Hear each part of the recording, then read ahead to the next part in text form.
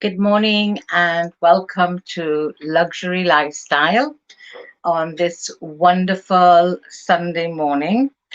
And today we are going to be looking at step two of starting a business.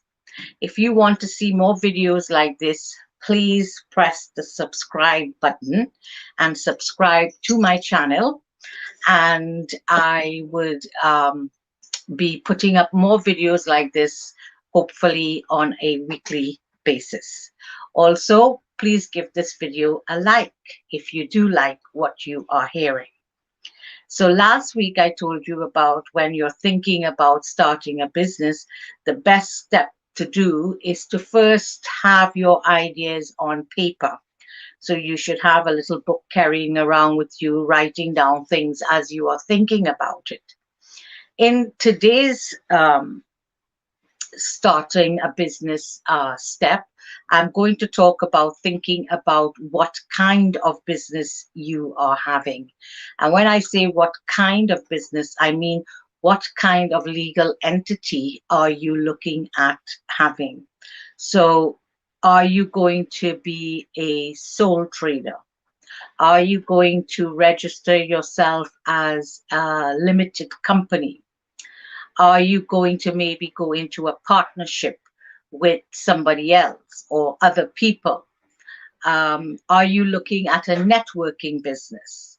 And by the way, a networking business, I will be doing a video on networking business because there's a misconception that networking businesses are not real and they're a scam. They are actually very real and they are very much a type of business. So I will do a video on that. If you're interested, please drop me a comment in the comment section and let me know, and I will definitely look at doing that. But so why should you think about the different legal entities that you might want to consider? Well, it then defines what type of business you are looking at. So if it's just going to be you, if you're working from home, you're going to have a little office in your house, or you are working on a sort of drop shipping sort of business, or you are selling through Amazon or eBay, that sort of thing. Maybe um, you would prefer have a sole trader, or you would prefer just have yourself as one employee and you're not hiring anybody, etc. To do that, you do still have to register. If you're in the UK, that is, you still have to register yourself as a sole trader on the government website, gov.uk. And once you do that, you will be given a sole trader number that you would use for all your transactions. Um, Being a sole trader does not give you any legal sort of immunity, right? Because you will be liable for anything that goes wrong in your business. The best way to protect yourself in this way is to obviously get some sort of insurance, indemnity insurance or professional insurance. Because if, for example, you're a professional and you're going out on your own as a consultant, then you would also most likely register yourself as a sole trader. If you do a lot of freelance work, then you could also register yourself as a sole trader. But again, it gives you no sort of protection for the business that you want to start. So you would not be secure in any claims against you. And therefore, a lot of people, that means that their house or their assets are going to be at risk. And so it is very, it's a difficult choice to make, But as I said, it has to do with what kind of business you are looking at, and there are insurances that can cover certain aspects of liability that you could look into. The other business entity that you can establish would be a limited liability. And this is the one that a lot of people choose. The reason for that is exactly limited liability.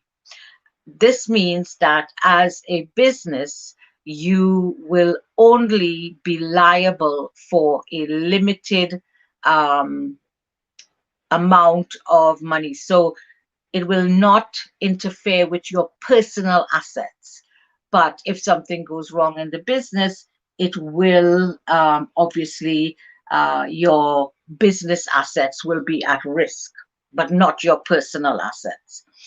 Also, with a limited liability company, what people have to realize is that they are employed by the company. A lot of people think that when they start a limited liability company, I started the company, it's my company, so I can do whatever I want. This is definitely not the case. You are most likely going to be the managing director, but the company is not yours. It is a legal entity. So you are actually working for your company as an employee, as the managing director. So you will be a senior management personnel. Often what happens is when a limited liability grows really big, then they can look at becoming a public limited liability. Also, with a limited liability, shares are issued with the organization when it's registered. And these shares are usually very valuable. So, if your business grows and becomes very prosperous, then if somebody invested in your business and they bought shares as an investment, then this will definitely be a prosperous investment for them if your business does well. And the third one that we will look at is the partnership. And before, with a partnership, if you did a lot of accounting firms and lawyers, etc., go into partnerships. But before, a couple of years ago, partnerships were also liable for anything that went wrong with the organization. But now they have what is called the limited liability partnership. And again, it gives you that limited liability like a company, so company, limited company. So the partnership does that same thing for you. So you get that limited liability in the partnership, which means that if anything goes wrong with the business, the partners will not have their personal assets affected, just the business assets. Um, so those are the three main areas of legal entities that people look at forming when they are starting a business. So you can now think about which one will best suit you when you start your business. Would it be sole trader? Would it be a company limited, or would it be a partnership? Now, do also bear in mind that there are other types of uh, sorry, there are other types of entities that you can form. So, for example, you can do a um,